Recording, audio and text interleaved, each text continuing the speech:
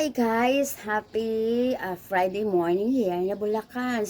Happy morning po sa inyo lahat guys. Kagigising ko lang talaga. Halata guys. Ayan, coffee tayo guys. Naantay ko yung isda kasi na dumaan dahil gusto ko mag-isda ngayon. Puro na lang ano kasi ang ulam namin.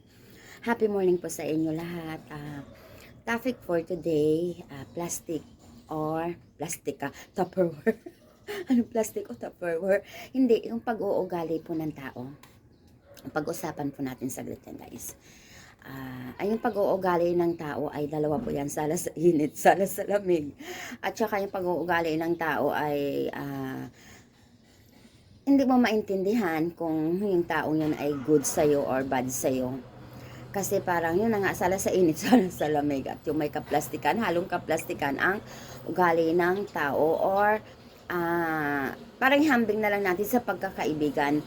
Kung totoong kaibigan mo siya, ay nakikinig siya lahat. At kung totoong kaibigan mo yung isang tao, ano man yung nalalaman niya sa'yo, hindi niya ipagkakalat o hindi niya sasabihin sa iba kasi nga true na kaibigan mo siya.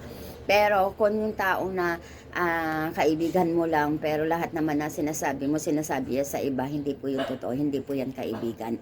At yung taong plastic naman guys, ay yung Tupperware naman guys, ay nagpapakitang tao lang yan sa'yo, nagpapakitang gilas o nagpapakitang tao, pero hindi po siya totoo sa'yo guys. Yun yung guys, kaya mahirap po manimbang ng isang ugali ng isang tao kung paano mo siya i-approach o paano mo siya sasabihin ng totoo. Kasi ako guys, siguro guys, kalimitan talagang nakakakilala sa akin ay kilala nyo akong totoo po akong tao guys. Sasabihin ko sa iyo yung totoo.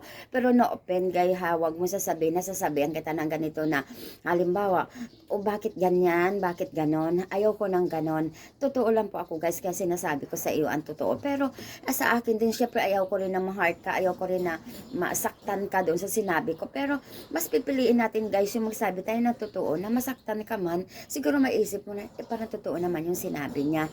Pero sana no hard feelings lang guys, 'di ba? Ako masaktan kasi sinasabi ko na alam ko na sinabi ko lang ang totoo, na para sa akin yun lang yung totoo. Walang masama po yun guys na magsabi tayo ng totoo kasi ang totoo daw na sasabihin natin, nakakagaan po yun ng buhay. At hindi po masama sa isang tao na sabihan ka ng kung anong nasa loob at kung ano po yung totoo, kasi mas masaya yung buhay na be true tayo lagi. At kung ano man ang needs mo, anong mga kailangan mo, huwag kang maya magsabi kasi nga kung yung tao naman na yan ay kaya, ibibigay sa yun guys. Thank you guys. At mega shoutout po pala dyan sa Misikula pamilya sa Barangay Lagrana. At maraming salamat po Apple at nakabalik ka po ng ligtas dito sa Maynila. At maayos po ang bakasyon mo doon. At yung kapatid ko doon, sinong Kano, sana po gumaling ka na. Sinong Rolly, ingat po kayo dyan. Ang aking pinakamagandang kapatid dyan, si Ana Misikula. Kamusta ka na dyan sis? At ang kapatid ko si Ruhina Miguel na nawa gumaling na yung paa. At ganun din po ang aking brother na si Renato. Sana at tapusin mo yung gamot mo at gumaling ka na bro. At ganun na rin po yung mga pamangkin ko, ingatan nyo po sila at hindi mo po sila pabayaan. At yun lang. Happy morning sa lahat. Thank you guys.